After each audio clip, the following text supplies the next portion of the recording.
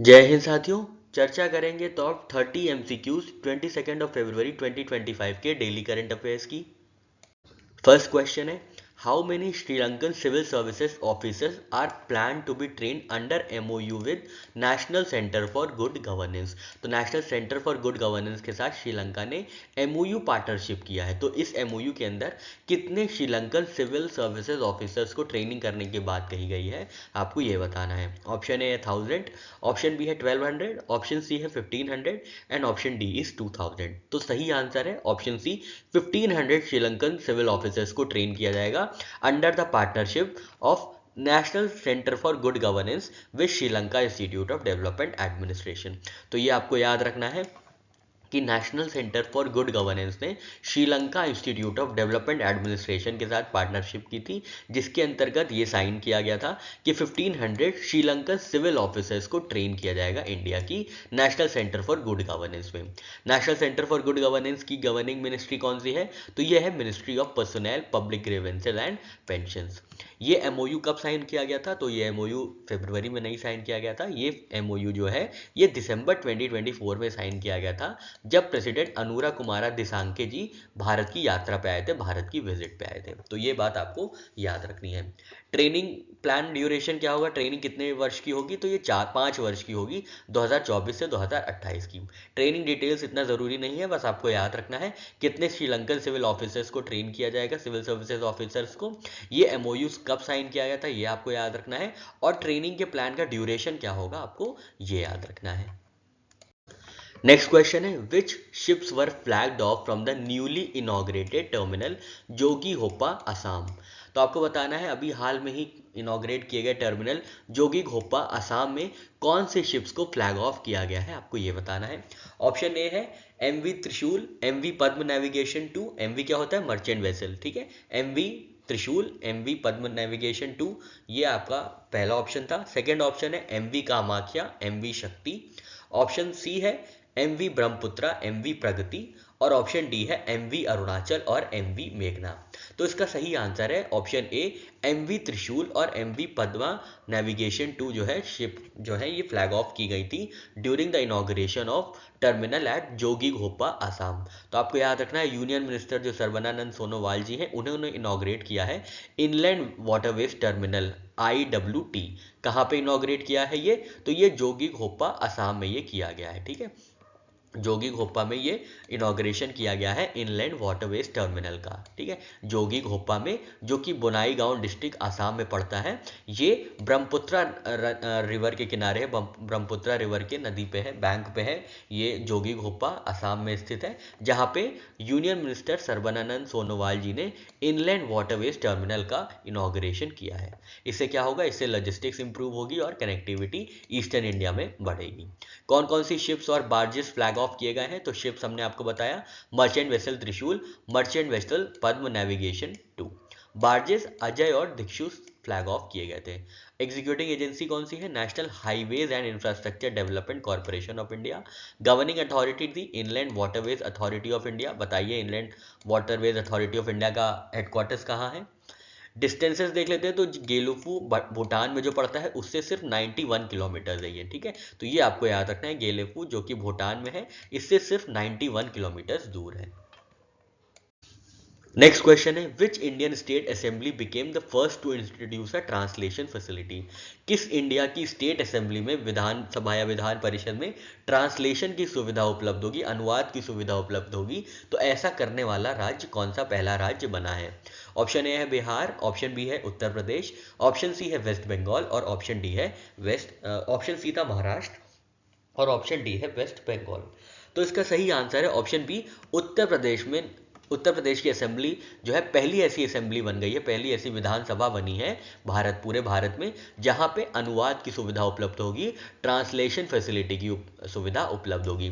कोई भी सेशन चल रहा है, कोई भी सत्र चल रहा है यूपी की विधानसभा में, यूपी की असेंबली में, तो क्या होगा, अगर वहां पे हिंदी बोली जा रही है या इंग्लिश बोली जा रही है, तो उनको उन लैंग्वेजेस को ट्रांसलेट किया जाएगा अवधी में, ब्रज में, भोजपुरी में, बुंदेलखंडी में और इंग्लिश में, ठीक है। तो ये 5 भाषाओं में हिंदी का अनुवाद किया जाएगा, ठीक है। तो ये आपको याद रखना है कि हिंदी का जो अनुवाद है, कोई सेशन चल रहा है, कोई सत्र चल रहा है यूपी की असेंबली में और हिंदी में कोई वाद विवाद हो रहा है, कोई बातचीत हो रही है, कोई डिलिब्रेशन हो रही है, तो उसको अवधी में, ब्रज में, भोजपुरी में, बुंदेलखंडी और इंग्लिश में उसका अनुवाद किया जाएगा। ठीक है, इससे क्या होगा, इससे जो लेजिस्लेटिव डिस्कशंस हैं उनकी एक्सेसिबिलिटी बढ़ेगी, उनकी इंक्लूसिविटी बढ़ेगी। ठीक है, कैसे काम करेगी, तो मेंबर पहले सेलेक्ट कर सकते हैं their respective language channel from there seat. तो अपनी सीट से क्या कर सकते हैं, वो रिस्पेक्टिव लैंग्वेज चैनल सेलेक्ट कर सकते हैं। मान लीजिए हिंदी में कोई किसी चर्चा का वर्णन हो रहा है या कोई ऐसे सत्र में कुछ डिस्कशन हो रहा है, वाद विवाद चल रहा है, तो उसमें किसी मेंबर ने भोजपुरी सेलेक्ट कर लिया अपने ही सीट से, तो अब वो क्या होगा, लाइव ट्रांसलेशन उसको भोजपुरी में सुनाई पड़ेगा पूरा। ठीक है, live translation is provided via ear plugs. ठीक है, तो लाइव ट्रांसलेशन उन्हें भोजपुरी में पूरा सुनाई पड़ेगा, या अवधी में, या ब्रज में, या बुंदेलखंड में, या इंग्लिश में, जैसा भी वो जो भी रिस्पेक्टिव लैंग्वेज वो चूज करते हैं लेजिस्लेटर्स। ठीक है, तो ये आपको याद रखना है। उत्तर प्रदेश जो है पहली ऐसी स्टेट बनी है और पहली ऐसी विधानसभा बनी है पूरे भारत में जहां पे अनुवाद की सुविधा उपलब्ध है, ट्रांसलेशन फैसिलिटी लेजिस्लेटर्स को प्रोवाइड की जाएगी। नेक्स्ट क्वेश्चन है, when is India set to host IALA conference and general assembly. तो इंडिया पहली बार कब होस्ट करेगा international organization for marine aids to navigation की जनरल कॉन्फ्रेंस और जनरल असेंबली को। IALA होता है international organization for marine aids to navigation. ठीक है, तो इंडिया इसकी कॉन्फ्रेंस और जनरल असेंबली कब होस्ट करेगा, आपको ये बताना है। आपके ऑप्शन है A 2026, ऑप्शन बी है 2025, ऑप्शन सी है 2027 और ऑप्शन डी है 2028। तो इसका सही आंसर है ऑप्शन सी, 2027 को इंडिया होस्ट करेगा international organization for marine aids to navigation का जनरल असेंबली और कॉन्फ्रेंस होस्ट की जाएगी भारत में। ठीक है, तो ये आपको याद रखना है, अच्छे से याद रखना है, क्योंकि जनरल असेंबली जो है ये बहुत ही हाई लेवल बॉडी है, इसलिए आपको ये याद रखना है।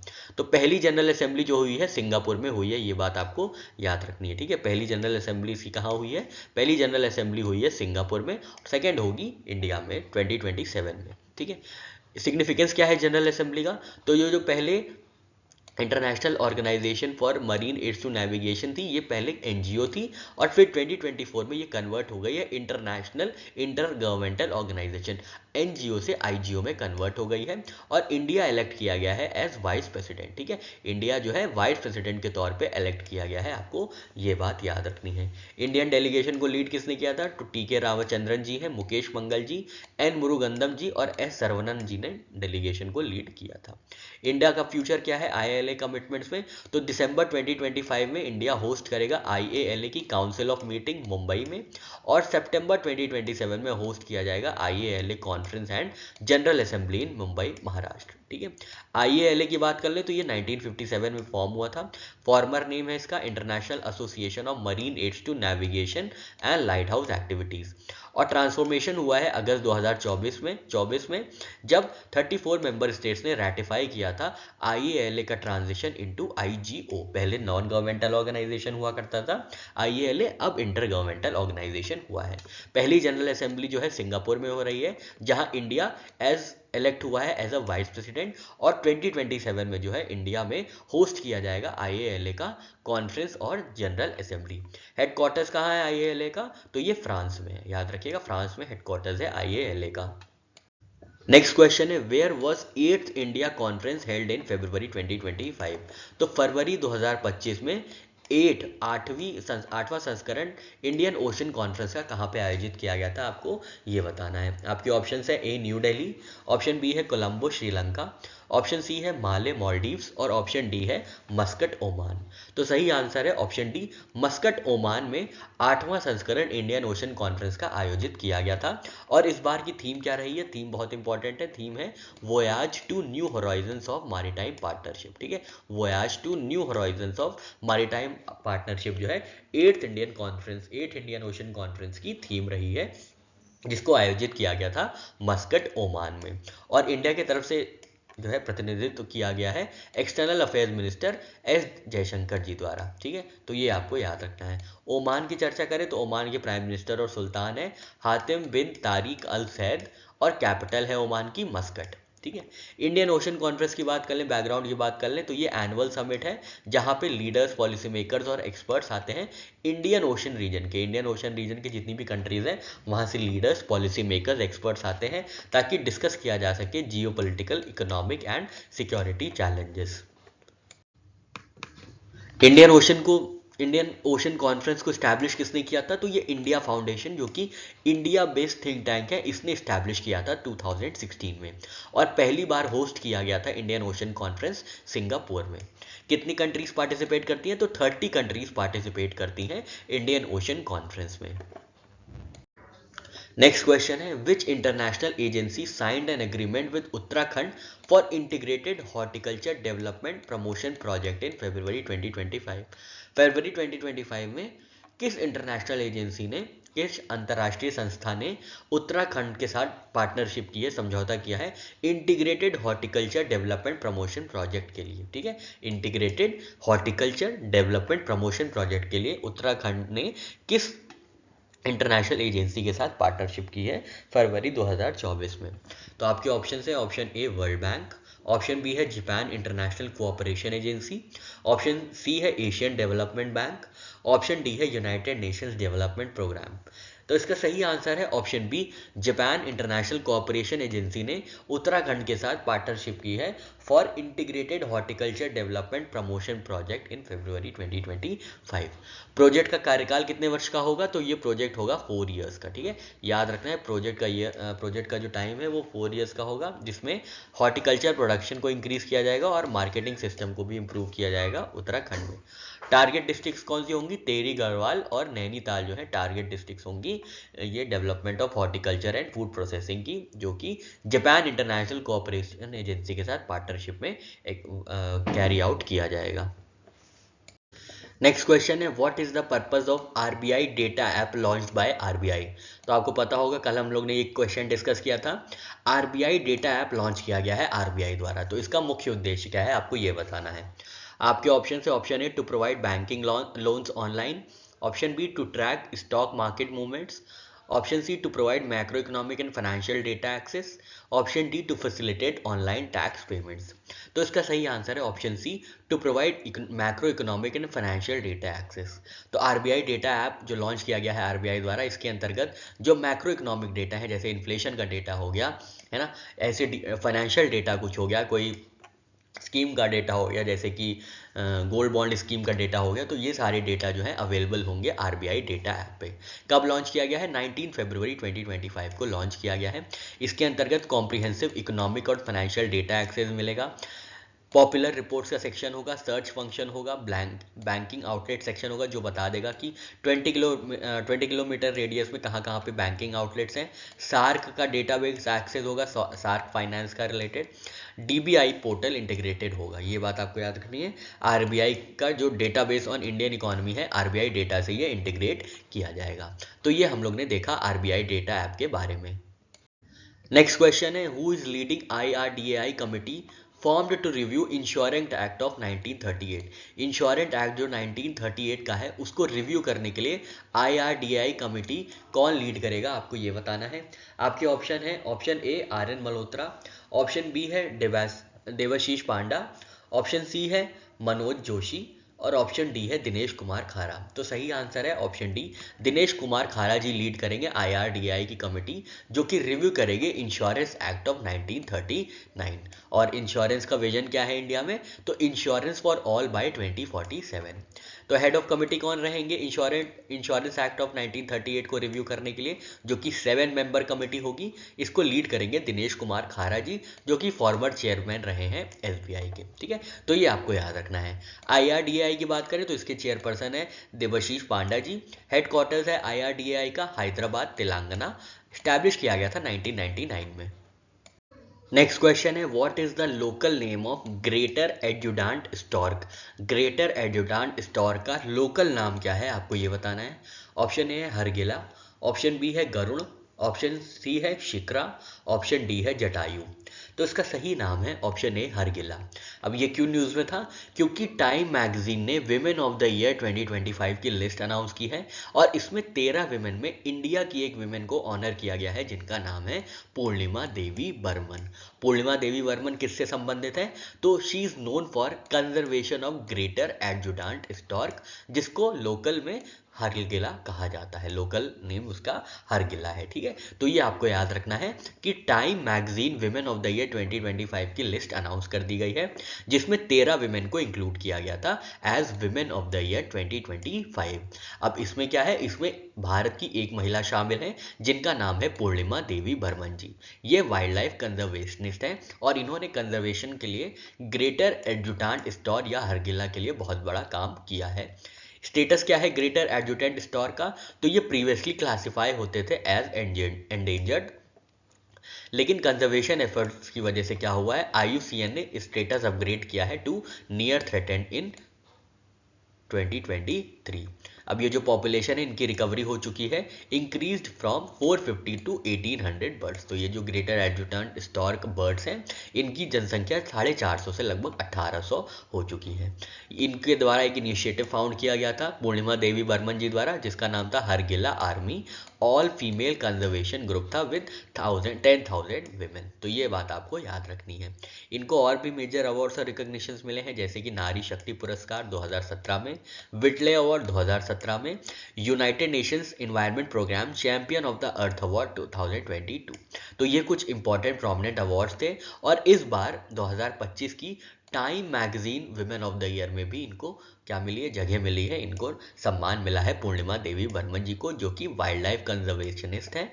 किसके लिए काम किया है इन्होंने? ग्रेटर एडजुटेंट स्टॉर्क बर्ड जो कि बर्ड है या हरगिला जिसको लोकली जाना जाता है उसके पॉपुलेशन रिकवरी के लिए पूर्णिमा देवी बर्मन जी ने काफी ज्यादा काम किया है। नेक्स्ट क्वेश्चन है which company was ranked second in 2024 burgundy private Hurun India 500 list. तो 2024 की burgundy private Hurun India 500 list में कौन सी कंपनी दूसरे स्थान पे है आपको ये बताना है। ऑप्शन है इन्फोसिस, ऑप्शन बी है HDFC बैंक, ऑप्शन सी है ICICI बैंक और ऑप्शन डी है टाटा कंसल्टेंसी सर्विसेज। तो इसका सही आंसर है option D, Tata Consultancy services जो है burgundy private Hurun India 500 list में दूसरे स्थान पे है। पहले स्थान पे है Reliance industries limited with valuation of 17,52,000 crore, ठीक है। 17,52,000 करोड़ के साथ रिलायंस इंडस्ट्रीज नंबर 1 पे है burgundy private Hurun India 500 list में और सेकंड रैंक पे है टाटा कंसल्टेंसी सर्विसेज और थर्ड पे है HDFC bank. Tata Consultancy services की वैल्यूएशन है 16,10,800 करोड़ रुपए और HDFC बैंक की वैल्यूएशन है 14,22,570 करोड़ रुपए। तो ये बात आपको याद रखनी है कि burgundy private Hurun India 500 list जो रिलीज की गई है axis banks burgundy private Hurun India द्वारा, तो इसमें टोटल कंपनीज 500 को इंक्लूड किया गया है। टोटल वैल्यूएशन हुआ है 324 लाख करोड़ का, जिसमें से रिलायंस नंबर 1 पे है, सेकंड पे है टाटा कंसल्टेंसी सर्विसेज और थर्ड पे है HDFC बैंक। नेक्स्ट क्वेश्चन है by what percentage did outward remittances under LRS decline in 9 month physical year 25 compared to 9 month physical year 24। तो ये जो NMFY दिया हुआ है ये क्या है? ये है 9 मंथ्स ऑफ फिजिकल ईयर 25 और ये NMFY 24 क्या है? तो ये 9 मंथ्स ऑफ फिजिकल ईयर 24 की बात हो रही है, ठीक है। तो ये 9 महीने जो 2025 के और ये 9 महीने 2024 के इनके बीच रेमिटेंसेस का कंपैरिजन किया गया है। रेमिटेंसेस क्या होते हैं? एक देश से दूसरे देश भेजना, अपने दोस्तों को अपने परिवार वालों को पैसे भेजने को जो प्रक्रिया होती है इसको पूरा रेमिटेंसेस कहते हैं। अब इसके अंतर्गत एक स्कीम है जिसका नाम है लिबरलाइज्ड रेमिटेंस स्कीम। इसके अंतर्गत क्या होता है? कुछ ही अमाउंट में आप पैसे भेज सकते हैं, ठीक है। और ये जो लिमिट है ये RBI ने लगाई है, ये लिमिट है $250,000 की। तो $250,000 से ज़्यादा रेमिटेंस ना आप भेज सकते हैं और ना रिसीव कर सकते हैं। अब यहाँ पे क्वेश्चन क्या पूछा है? By what percentage did outward remittance under LRS decline. Outward remittance मतलब यहाँ से पैसा बाहर जा रहा है, यहाँ से इंडिया से रेमिटेंस बाहर जा रहा है, ठीक है। इंडिया वाले बाहर पैसा कम भेज रहे हैं। तो ये कितना कम भेजा गया है 9 मंथ्स ऑफ फिजिकल ईयर 24 के कंपेरिजन में 9 मंथ ऑफ फिजिकल ईयर 25 के साथ, ठीक है। तो आपको ये क्वेश्चन समझ में आ गया ना कि 9 मंथ्स ऑफ फिजिकल ईयर 25 और 9 मंथ्स फिजिकल ईयर 24 के बीच में जो पैसे भेजे गए हैं, आउटवर्ड रेमिटेंस हुए हैं, तो वो कितने परसेंट से डिक्लाइन हुए हैं आपको ये बताना है। तो आपके ऑप्शन है ऑप्शन ए 10.15%, ऑप्शन बी है 5.8%, ऑप्शन सी है 12.25% और ऑप्शन डी है 2.09%। तो इसका सही आंसर है ऑप्शन ए 10.15% की प्रतिशत से क्या हुआ है, एलआरएस डिक्लाइन हुआ है, लिबरलाइज रेमिटेंस स्कीम डिक्लाइन हुआ है। ठीक है, अब हम लोग यहाँ पे चर्चा करेंगे आरबीआई के डेटा के अकॉर्डिंग क्या क्या यहाँ पे सिग्निफिकेंट फाइंडिंग्स है। तो आरबीआई का ये सोर्स है, आरबीआई ने बताया है कि जो एलआरएस है this drops by 10% in 9 month physical year 25। तो पिछले 9 महीने फिजिकल ईयर 25 के 9 महीनों में जो एलआरएस है, आउटवर्ड रेमिटेंस है, वो डिक्लाइन किया है बाय 10.15%। ठीक है, टोटल आउटवर्ड रेमिटेंस कितना हुआ है एब्सोल्यूट वैल्यू में, तो ये हुआ है $22 बिलियन का। ठीक है, $22 बिलियन का। पीरियड कौन सा कवर हुआ है, तो अप्रैल से दिसंबर 2024 कवर किया गया है। ये 9 मंथ्स पीरियड है फाइनेंशियल ईयर 25 का। ठीक है, ये कितना कम है, ये दिस इज डिक्रीज बाय 10.15%। तो ये $22 बिलियन इस बार भेजा गया है अप्रैल से दिसंबर 2024 में, और यही जो इसी टाइम फ्रेम में पिछले साल 9 मंथ्स ऑफ फिजिकल ईयर 24 में ये पैसा भेजा गया था $24 बिलियन। तो 24 बिलियन से घट के अब $22 मिलियन हो गया। तो this amounts to around 10% decline in outward remittance.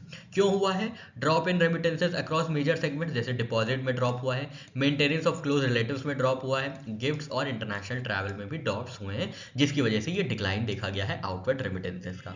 अब ये किस स्कीम के अंतर्गत आरबीआई ने इसका डेटा जारी किया है, तो लिबरलाइज्ड रेमिटेंस स्कीम। अभी हमने आपको बताया रेमिटेंस क्या होता है, कोई एक देश से दूसरे देश में पैसे भेजना, इसको कहते हैं रेमिटेंस। ठीक है, इसको कहते हैं रेमिटेंस। और ये रेमिटेंस कौन यूज़ करते हैं जनरली, जैसे फैमिली मेंबर्स हो गए, कोई एक बच्चा बाहर पढ़ने गया है, उसको पैसे भेजने हैं, कोई एक बाहर नौकरी करने गया है, चाचा ताऊ लोग नौकरी करने गए हैं, वहाँ से परिवार में अपना पैसा भेजते हैं, अमेरिका गए नौकरी करने, वहाँ से अपना पैसा भेजते हैं इंडिया, इसको कहते हैं रेमिटेंस। कोई गिफ्ट भेजना है तो इसको कहते हैं रेमिटेंस। ठीक है, तो ये इंट्रोड्यूस किया गया था रिजर्व बैंक ऑफ इंडिया में। कब इंट्रोड्यूस किया गया था, 4 फरवरी 2004 में ये इंट्रोड्यूस किया गया था लिबरलाइज्ड रेमिटेंस स्कीम। इससे क्या होता है, सिंप्लीफाई और स्ट्रीमलाइन कर दिया गया था प्रोसेस को, रिमिटिंग फंड्स ओवरसीज, रिमिट करने हैं फंड्स ओवरसीज, तो इसके लिए सिंप्लीफिकेशन और स्ट्रीमलाइन प्रोसीजर लाया गया था लिबरलाइज्ड रेमिटेंस स्कीम के अंतर्गत।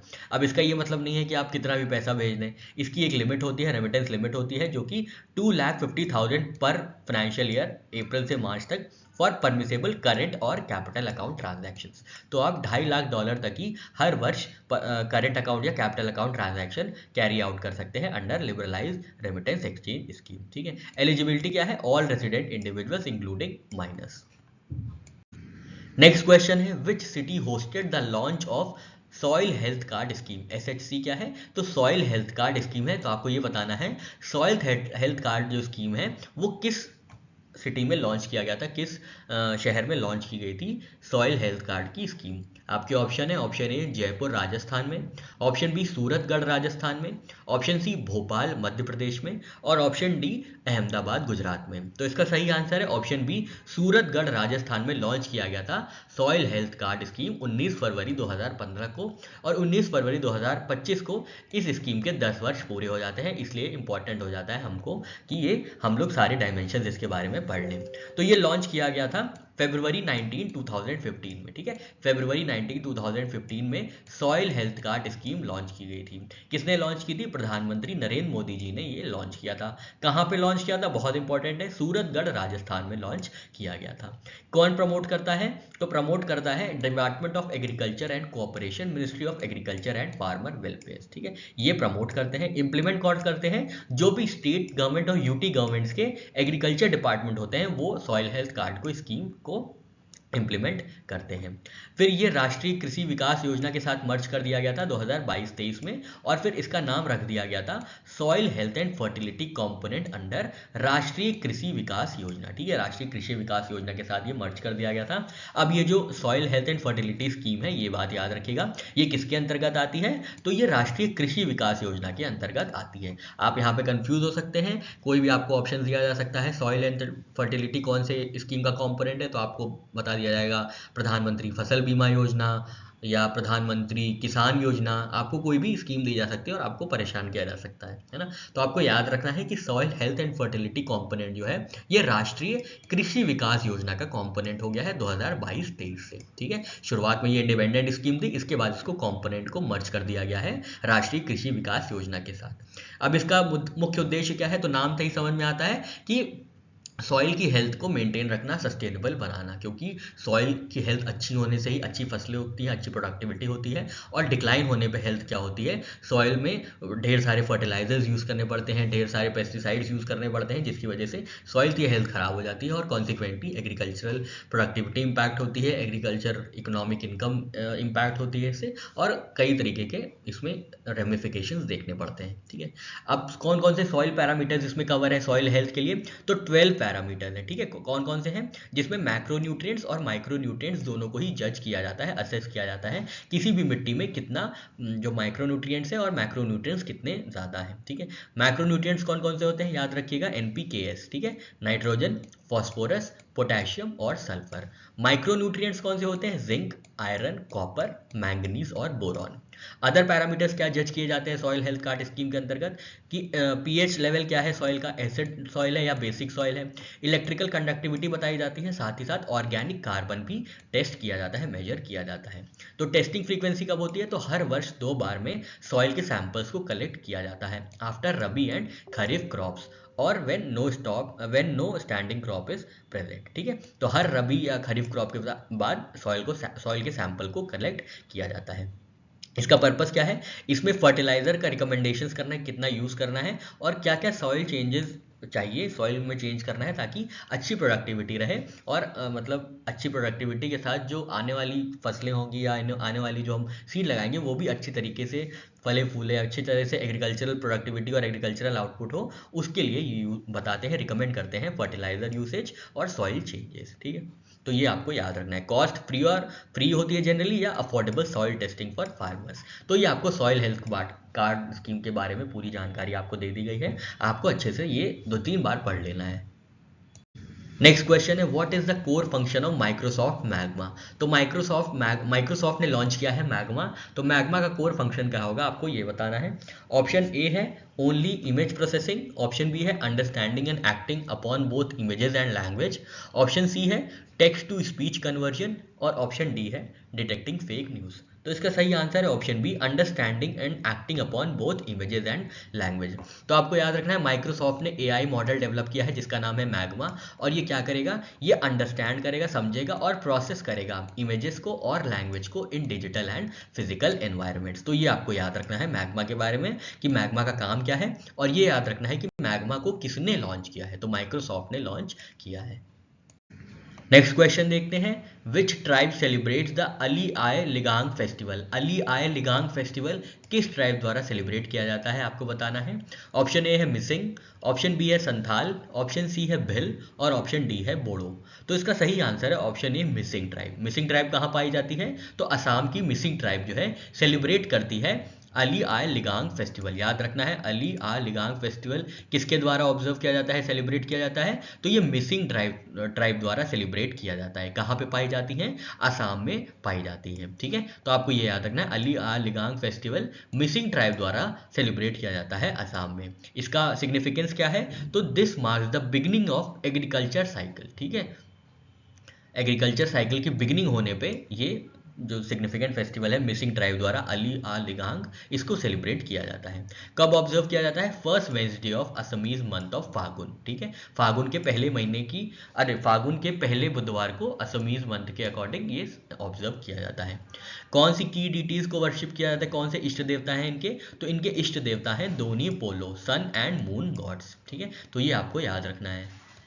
जल्दी से देख लें असम की कौन कौन सी इंपॉर्टेंट ट्राइब्स हैं। तो सबसे इंपॉर्टेंट ट्राइब है असम की बोडो, जो कि बोडो कछारीज ऑफ असम एरिया को बिलोंग करती हैं और इंडो मोंगोलॉइड फैमिली से आते हैं ये, ठीक है। याद रखना है इंडो मोंगोलॉइड फैमिली को बिलोंग करते हैं बोडो। नेक्स्ट ट्राइब असम की है कार्बी, जो कि मोंगोलॉइड ग्रुप को बिलोंग करती हैं, लेकिन लिंग्विस्टिकली ये टिबेटो बर्मन ग्रुप को बिलोंग करती हैं। थर्ड ट्राइब है मिसिंग, जो अभी जिसके बारे में हम लोग ने देखा, ये सेकेंड लार्जेस्ट एथनिक ग्रुप है असम की बोडो के बाद। फिर जो नेक्स्ट ट्राइब है असम की वो है सोनोवाल कछारीज। तो ये कहाँ पे है, ये royal dynasties of north east है, ठीक है, और ये पार्ट है, ब्रांच है बोडो कछारीज का, ठीक है। तो ये एक ट्राइब हो गई।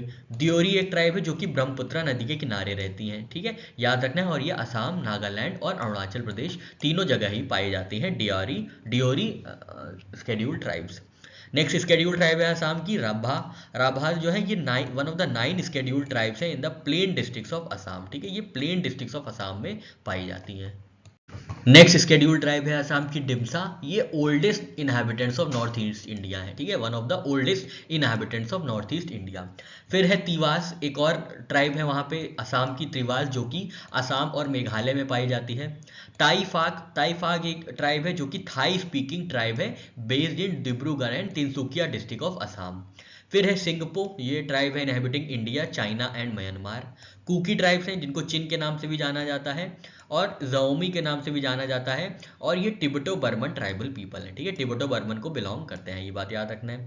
फिर है खेलमा भी one of the oldest Kuki tribes of north east parts of India है। तो ये कुछ प्रोमिनेंट ट्राइब्स हैं असम की।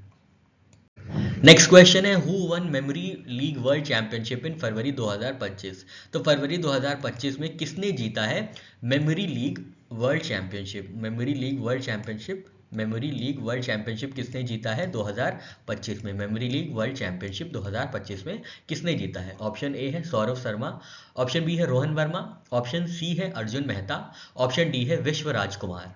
तो इसका सही आंसर है ऑप्शन डी, विश्व राजकुमार जी ने जीता है मेमोरी लीग वर्ल्ड चैंपियनशिप। क्या जीता है?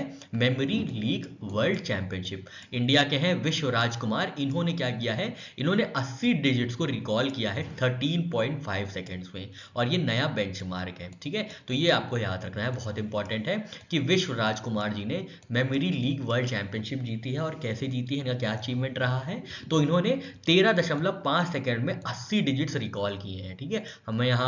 हम लोग यहाँ फ़ोन नंबर जो 10 डिजिट्स के होते हैं वो नहीं रिकॉल कर पाते हैं एक बार में। इन्होंने 80 डिजिट्स मतलब कि 8 फ़ोन नंबर इन्होंने याद कर लिए थे 13.5 सेकेंड्स में। नेक्स्ट क्वेश्चन है, which space agency approved John McFall's mission for long duration space flight? तो जॉन मैकफॉल के long duration space flight mission के लिए किस स्पेस एजेंसी ने अप्रूवल दिया है, आपको ये बताना है। जॉन मैकफॉल जो है ये पहले डिसेबल होंगे जो कि long duration space flight carry out करेंगे, ठीक है। तो आपको याद रखना है कि सबसे इंपॉर्टेंट जो ये है नाम है जॉन मैकफॉल, तो ये ऐसे पहले मेडिकली डिसेबल एस्ट्रोनॉट होंगे जो कि लॉन्ग ड्यूरेशन स्पेस फ्लाइट के लिए जिनको अप्रूव किया गया है। अब आपको बताना है कौन सी स्पेस एजेंसी ने ये अप्रूव किया है। आपके ऑप्शंस हैं, option A NASA, option B है रॉस्कोमॉस, ऑप्शन सी है यूरोपियन स्पेस एजेंसी और ऑप्शन डी है इसरो।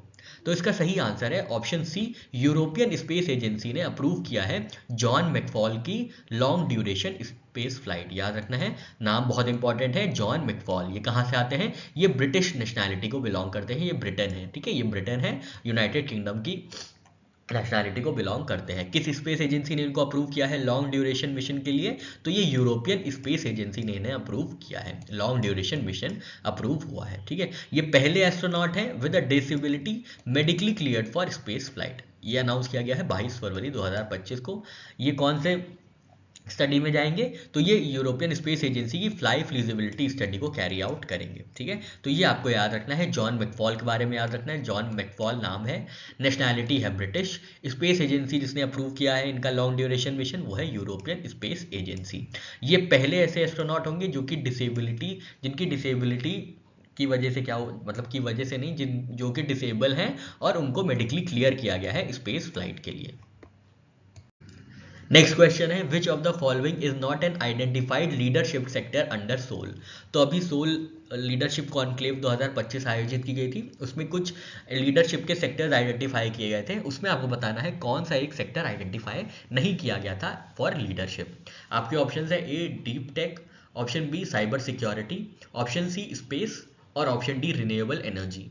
तो सही आंसर है ऑप्शन बी साइबर सिक्योरिटी, ठीक है। तो यहाँ पे सोल लीडरशिप कॉन्क्लेव की बात करते हैं। सोल लीडरशिप कॉन्क्लेव 2025 आयोजित किया गया था भारत मंडपम नई दिल्ली में, जिसका इनॉग्रेशन या उद्घाटन किया गया था प्रधानमंत्री नरेंद्र मोदी जी द्वारा। फुल फॉर्म क्या होता है सोल का? School of ultimate leadership. इसमें क्या है, लीडरशिप को डेवलप करने के लिए बात करी जाती है, कॉन्क्लेव किया जाता है विकसित भारत के लिए। ठीक है, इसका ऑब्जेक्टिव क्या होता है? लीडरशिप डेवलपमेंट फॉर विकसित भारत। इवेंट की डेट्स क्या है? 21-22 फरवरी 2025 को ये सोल लीडरशिप कॉन्क्लेव 2025 में भारत मंडपम नई दिल्ली में आयोजित किया गया था, जिसका उद्घाटन प्रधानमंत्री नरेंद्र मोदी जी ने किया था। सोल की कैंपस लोकेशन क्या है, ये कहाँ पे स्थित है, कैंपस इसका कहाँ पे है? तो नियर गिफ्ट सिटी गुजरात में है। ये बहुत इंपॉर्टेंट है, याद रखना है। ठीक है, की गोल्स क्या है सोल के, सोल लीडरशिप कॉन्क्लेव के या school of ultimate leadership conclave के? तो लीडर्स को डेवलप करना in governance, business, technology, sports and social sectors. Train करना इंडिविजुअल्स को इन strategic decision making, adaptability and solution driven mindset के लिए। की लीडरशिप सेक्टर्स कौन कौन से आइडेंटिफाई किए गए हैं? तो अभी हमने आपको बताया, deep tech, space, biotechnology, renewable energy, ये इमर्जिंग सेक्टर्स थे। ट्रेडिशनल सेक्टर्स कौन से रहे हैं? स्पोर्ट्स, एग्रीकल्चर, मैन्युफैक्चरिंग और सोशल सर्विस। ठीक है, तो ये आपको याद रखना है। साइबर सिक्योरिटी जो है इसमें इंक्लूड नहीं किया गया है सोल लीडरशिप कॉन्क्लेव में। ठीक है, साइबर सिक्योरिटी वाला जो सेक्टर है इसको आइडेंटिफाई नहीं किया गया है as potential sector for leadership. ठीक है, नेक्स्ट क्वेश्चन है, who did Kash Patel succeed as FBI director? तो एफबीआई के नए डायरेक्टर नियुक्त किए गए हैं काश पटेल। अब आपको बताना है काश पटेल जो हैं इन्होंने किसको सक्सीड किया, इन्होंने किसकी जगह ली है, आपको ये बताना है। ऑप्शन ए है सुहास सुब्रमण्यम, ऑप्शन बी है जेम्स कॉमी, ऑप्शन सी है क्रिस्टोफर रे और ऑप्शन डी है टेड क्रूज। तो सही आंसर है ऑप्शन सी, क्रिस्टोफर रे को सक्सीड किया है काश पटेल ने एज न्यू एफबीआई डायरेक्टर। तो आपको याद रखना है काश पटेल जी नए एफबीआई डायरेक्टर बने हैं। एफबीआई क्या होता है? फेडरल ब्यूरो ऑफ इन्वेस्टिगेशन, जो कि यूनाइटेड स्टेट्स ऑफ अमेरिका की क्रिमिनल इन्वेस्टिगेटिंग एजेंसी है। ठीक है, फेडरल ब्यूरो ऑफ इन्वेस्टिगेशन। ठीक है, तो ये फेडरल क्राइम्स को इन्वेस्टिगेट करती है ये एजेंसी, और इसके नए डायरेक्टर बने हैं काश पटेल। इन्होंने 21 फरवरी 2025 को शपथ ली थी और इन्होंने भगवत गीता के ऊपर हाथ रख के शपथ ली थी, याद रखिएगा। और जो ओथ है एडमिनिस्टर कराई गई थी यूएस अटॉर्नी जनरल पैम बॉन्डी द्वारा, और इनके प्रेडेसेसर हैं क्रिस्टोफर रे। याद रखिएगा, इन्होंने क्रिस्टोफर रे का स्थान लिया है to become new FBI director, Kash Patel जी ने, और इन्होंने भगवत गीता पे हाथ रख के जो भी ओथ लेनी होती है वो लिए। नेक्स्ट क्वेश्चन है, which country handed over the chairmanship of bay of Bengal programme inter governmental organisation to India? आपको ये बताना है किस कंट्री ने बे of Bengal programme inter governmental organisation की चेयरमैनशिप भारत को सौंपी है, ये बताना है किस कंट्री ने ये किया है। ऑप्शन ए है श्रीलंका, ऑप्शन बी है म्यांमार, ऑप्शन सी है मालदीव्स, ऑप्शन डी है बांग्लादेश। सही आंसर है ऑप्शन डी, बांग्लादेश ने बे of Bengal programme inter governmental organisation की चेयरमैनशिप सौंपी है किसको? भारत को। तो आपको ये बात याद रखनी है, नया चेयरमैन कौन होगा? बीओबीपीआईजीओ की। बीओबीपीआईजीओ क्या है? तो ये है bay of Bengal programme inter governmental organisation. इसकी चेयरमैनशिप अब किसके पास आ गई है? इंडिया के पास आ गई है। प्रीवियस चेयर कौन थी? प्रीवियस चेयर थी बांग्लादेश। ठीक है, इसकी 13th गवर्निंग काउंसिल मीटिंग हुई है माले मालदीव्स में फरवरी 20 से फरवरी 22 2025 के बीच में। विटनेसिंग कंट्रीज थी श्रीलंका, मालदीव्स और बांग्लादेश। कॉन्फ्रेंस का क्या नाम था? तो policy guidance for mainstreaming ecosystem approach to fisheries management in small scale fisheries. ठीक है, अभी हम लोग पूरी देखेंगे इस पूरे इंटर गवर्नमेंटल ऑर्गेनाइजेशन के बारे में, जितनी भी फाउंडेशनल एलिमेंट्स है वो सारी चीज़ों को डिस्कस करेंगे। अभी आप यहाँ ये देखिए कि जो काउंसिल की मीटिंग हुई है, कॉन्फ्रेंस हुई है, ये कहाँ पे हुई है? ये माले मालदीव्स में हुई है, जिसके अंतर्गत कॉन्फ्रेंस का क्या नाम था? तो policy guidance for mainstreaming ecosystem approach to fisheries management. Fisheries management से संबंधित एक कॉन्फ्रेंस आयोजित की गई थी। ऑर्गेनाइजिंग बॉडी कौन थी? तो ministry of fisheries and ocean resources of Maldives in collaboration with BOPPIGO। ठीक है, लीडर कौन थे इंडिया के जिन्होंने डेलीगेशन लीड किया था? तो डॉक्टर अभिलाष लिखी, जो कि सेक्रेटरी है डिपार्टमेंट ऑफ फिशरीज में, उन्होंने इंडिया के डेलीगेशन को लीड किया था इस 13th गवर्निंग काउंसिल की मीटिंग में, जहां पे policy guidance for mainstreaming ecosystem approach to fisheries management का कॉन्फ्रेंस आयोजित किया गया था। चर्चा करेंगे अब BOBPIGO की। तो ये bay of Bengal programme inter governmental organisation है। ये स्टैब्लिश किया गया था 2003 में, याद रखना है 2003 में स्टैब्लिश किया गया था। टाइप क्या है, ये क्या काम करता है, तो ये फिशरी बॉडी है, ठीक है। ये रीजनल फिशरीज बॉडी है, याद रखिएगा, ये रीजनल फिशरीज बॉडी है, ठीक है। मत्स्य पालन के एरिया में, मत्स्य पालन के सेक्टर में ये काम करती है, ठीक है। ये मेंबर कंट्रीज को असिस्ट करती हैं in increasing livelihood opportunities and improving the quality of life of small scale artisanal fisher folk in the Bay of Bengal region. तो बे ऑफ बंगाल रीजन में जितने भी फिशर फोक हैं उनके लिए क्वालिटी ऑफ लाइफ एनहांस करने के लिए ये प्रयत्न करती है, ठीक है। तो ये बात आपको याद रखनी है, जो बे ऑफ बंगाल रीजन के फिशर फोक हैं, जो मछुआरे हैं, उनकी जो जीवन है, उनकी जीवन की गुणवत्ता में लाने के लिए ये रीजनल फिशरीज बॉडी BOBPIGO काम करती है। इसमें करंट मेंबर्स कौन से हैं, तो बांग्लादेश है, इंडिया है, मालदीव्स है और श्रीलंका है। बहुत इंपॉर्टेंट है, याद रखिएगा।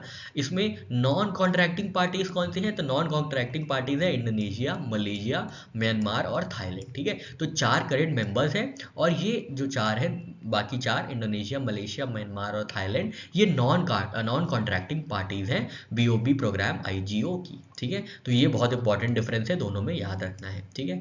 कोर ऑब्जेक्टिव्स क्या है, तो मरीन फिशरीज मैनेजमेंट के लिए नॉलेज इकट्ठा करना, अवेयरनेस बढ़ाना, स्किल्स को एनहांस करना, अप्रोप्रिएट टेक्नोलॉजीज प्रोवाइड करना, रीजनल इंफॉर्मेशन नेटवर्किंग के लिए एस्टैब्लिशमेंट करना, विमेन पार्टिसिपेशन को प्रमोट करना in marine fisheries value chain, ठीक है।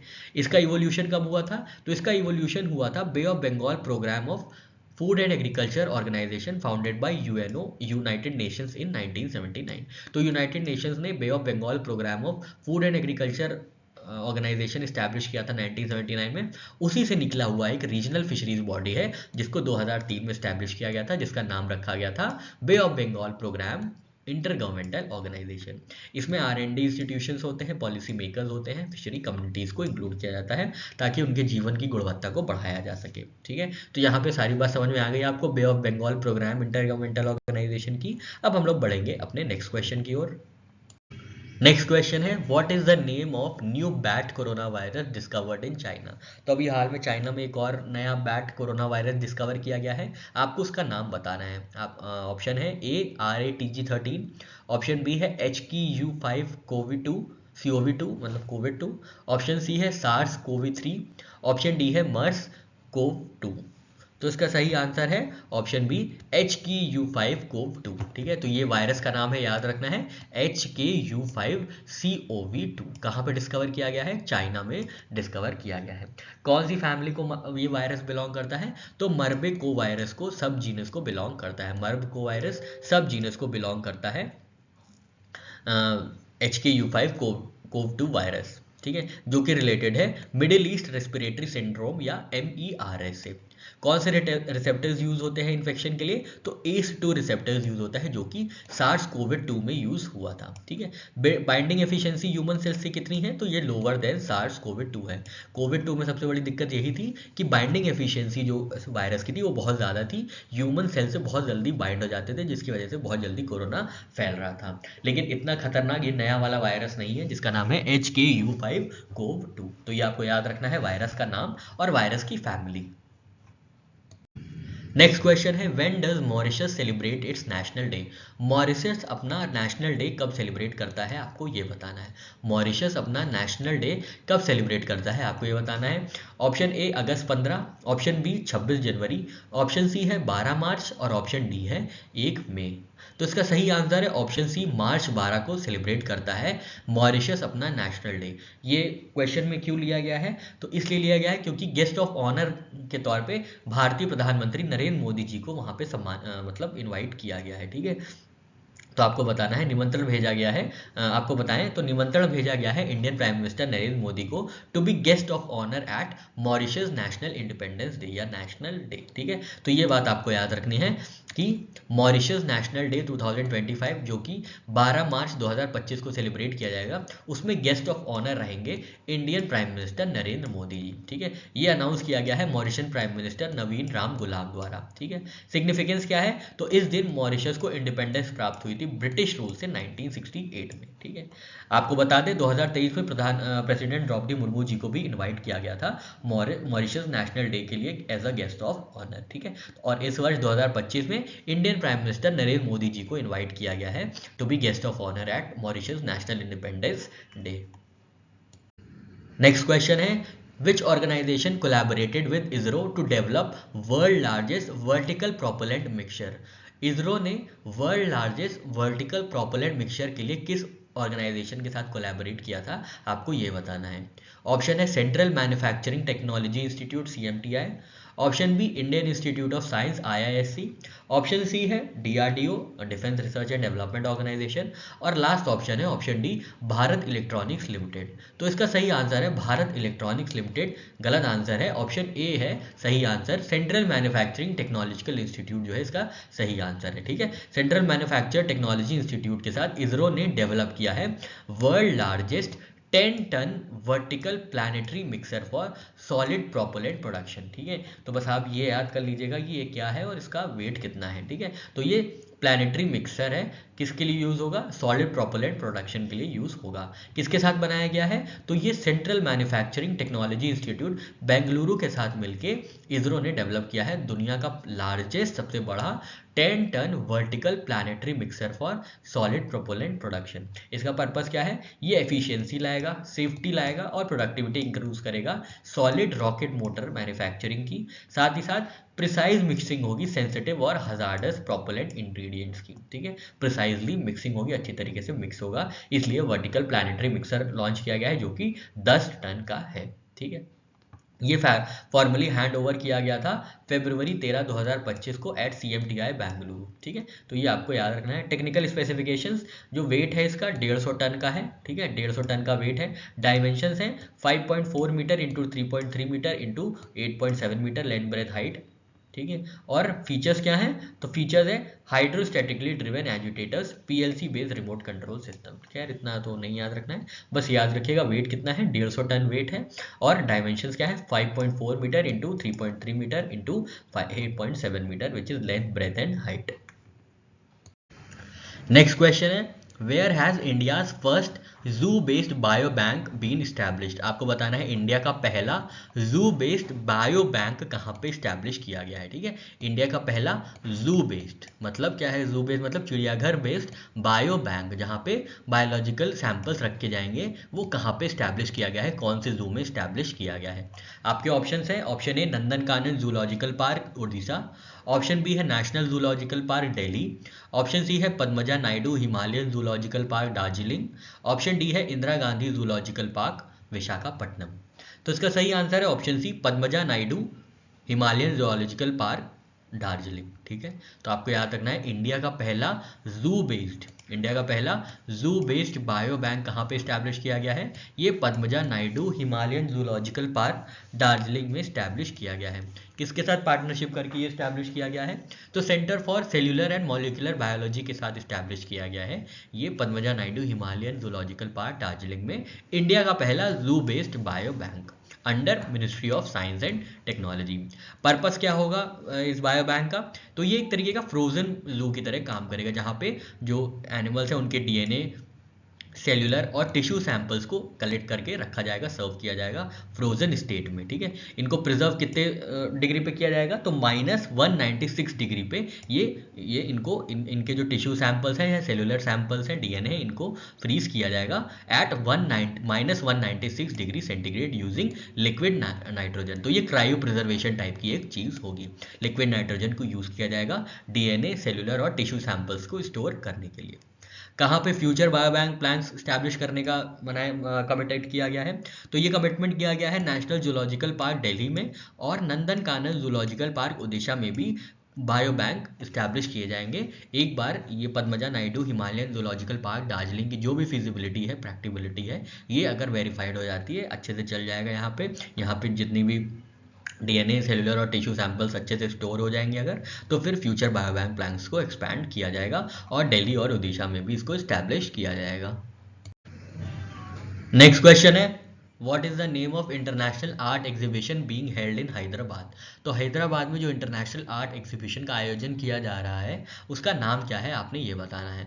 ऑप्शन ए है art beyond borders, option B है terracotta and time chronicles, option C है evolution of modern art, option D है topographies of tents terracotta and time.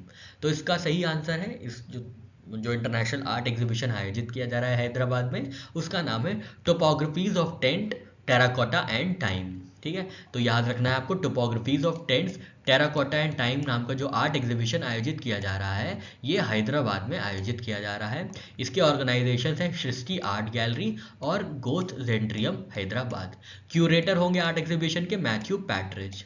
Artist कौन कौन से होंगे, तो आर्टिस्ट होंगे जर्मनी से सुधाकर चिप्पा इंडिया से, स्विन कैलहार्ट जर्मनी से। थीम्स कौन कौन सी एक्सप्लोर की जाएंगी, तो आइडेंटिटी की थीम, डिस्प्लेसमेंट की थीम और ट्रांसफॉर्मेशन की थीम। नेक्स्ट क्वेश्चन है which of the following condition is not screened under Nayanamritham 2.0। तो नयन मृतम 2.0 के अंतर्गत कौन सी जो एक कंडीशन है, मेडिकल कंडीशन है, आई मेडिकल कंडीशन है, उसको स्क्रीन नहीं किया जाएगा, उसकी जांच नहीं की जाएगी। Option A diabetic retinopathy, option B है age related macular degeneration, option C है ग्लूकोमा और ऑप्शन डी है कैटरैक्ट। तो इसका सही आंसर है ऑप्शन डी कैटरैक्ट। ठीक है, कैटरैक्ट एक ऐसी कंडीशन है जिसके अंतर्गत नयन मित्रम 2.0 जिसके अंतर्गत कैटरैक्ट की जांच नहीं की जाएगी। अब सबसे पहले हम लोग चर्चा करेंगे कि नयन मित्रम क्या है। तो नयन मित्रम जो है, नयन मित्रम 2.0 ये गवर्नमेंट ऑफ केरला की इनिशिएटिव है जिसमें क्या होगा, पहली बार AI असिस्टेड आई स्क्रीनिंग प्रोग्राम होगी। जो भी आंखों की जांच होगी क्रॉनिक डिजीज के लिए, कोई भी बीमारी होगी आंख में, उसकी जांच के लिए आर्टिफिशियल इंटेलिजेंस का यूज किया जाएगा। ये किसके इनिशिएटिव के अंदर किया जाएगा, तो ये नयन मृतम 2.0 के अंतर्गत ये किया जाएगा। ये किसकी इनिशिएटिव है, कौन सी सरकार की इनिशिएटिव है, तो ये गवर्नमेंट ऑफ केरला की इनिशिएटिव है जिसमें की स्क्रीनिंग एरियाज होंगे, जिसमें जो जांच होगी आँख की वो कौन कौन सी जांच होगी आँख की, इसमें ग्लूकोमा की होगी, डायबिटिक रेटिनोपैथी की होगी, एज रिलेटेड मैक्यूलर डिजेनरेशन की होगी। तो ये 3 इंपॉर्टेंट स्क्रीनिंग एरियाज है जांच की, जहाँ पे जिन जिन डिजीज़ की जांच होगी, आई डिजीज़ की जांच होगी। ऑब्जेक्टिव क्या है, early detection of chronic I diseases and prevention of blindness. ठीक है, तो ये आपको याद रखना है नयन मृतम 2.0 के बारे में, गवर्नमेंट ऑफ केरला द्वारा लॉन्च किया गया है। वर्ल्ड का पहला AI असिस्टेड आई स्क्रीनिंग प्रोग्राम है फॉर क्रोनिक डिजीजेस। कौन कौन सी डिजीजेस की स्क्रीनिंग की जाएगी, जांच की जाएगी, ग्लूकोमा, डायबिटिक रेटिनोपैथी और age related macular degeneration. Next question है according to Lancet study by what percentage has India suicide rate declined from 1990 to 2021। तो आपको बताना है लैंसेट स्टडी के अनुसार कितने प्रतिशत कमी आई है इंडिया के सुसाइड रेट में 1990 से 2021 के बीच में। तो आपके ऑप्शन है, ऑप्शन ए 20%, ऑप्शन बी है 30%, ऑप्शन सी है 10% और ऑप्शन डी है 40%। तो सही आंसर है ऑप्शन बी, 30% तक की डिक्लाइन देखी गई है, डिक्लाइन विटनेस किया गया है सुसाइड रेट में फ्रॉम 1990 टू 2021। तो लैंसेट ने अपनी एक स्टडी की थी जो कि बेस्ड है on global burden of disease injuries and risk factors study. इसमें बताया गया था, इसमें की फाइंडिंग थी कि इंडिया की सुसाइड रेट डिक्लाइन की गई है बाय 30% फ्रॉम 1990 टू 2021। ठीक है, तो ये बात आपको याद रखनी है। इंडिया का सुसाइड रेट 1990 में था 18.9 पर लाख पॉपुलेशन, हर लाख पॉपुलेशन पे लगभग 19 लोग सुसाइड करते थे। ये आंकड़ा घट के हो गया है 2021 में 13 पर लाख पॉपुलेशन, मतलब हर लाख पॉपुलेशन पे, हर लाख लोगों पे 13 लोग सुसाइड कर रहे हैं। और ये आंकड़ा पहले 19 हुआ करता था 1990 में, और 2021 में ये घट के 13 हो गया है, जो कि अराउंड अगर परसेंटेज फिगर्स में बात करें तो ये 30% डिक्लाइन होता है। नेक्स्ट क्वेश्चन है who has been appointed as principal secretary to PM Modi. तो प्रधानमंत्री नरेंद्र मोदी जी के प्रिंसिपल सेक्रेटरी के पद पे किसको नियुक्त किया गया है, आपको ये बताना है। ऑप्शन ए है उर्जित पटेल, ऑप्शन बी है रघुराम राजन, ऑप्शन सी है शक्तिकांता दास और ऑप्शन डी है अरविंद सुब्रमण्यम। तो इसका सही आंसर है ऑप्शन सी, शक्तिकांता दास जी को अपॉइंट किया गया है as principal secretary to prime minister Narendra Modi. तो आपको याद रखना है प्रिंसिपल सेक्रेटरी बने हैं प्रधानमंत्री नरेंद्र मोदी जी के, जो हमारे एक्स RBI गवर्नर रहे हैं शक्तिकांता दास जी। ठीक है, तो ये आपको याद रखना है, ये फॉर्मर आरबीआई गवर्नर थे। दिसंबर 2018 से दिसंबर 2024 तक इनका कार्यकाल था, फॉर्मर और आरबीआई गवर्नर शक्तिकांता दास जी का, जिनकी नियुक्ति अब प्रिंसिपल सेक्रेटरी के पद पे हुई है, principal secretary to prime minister Narendra Modi.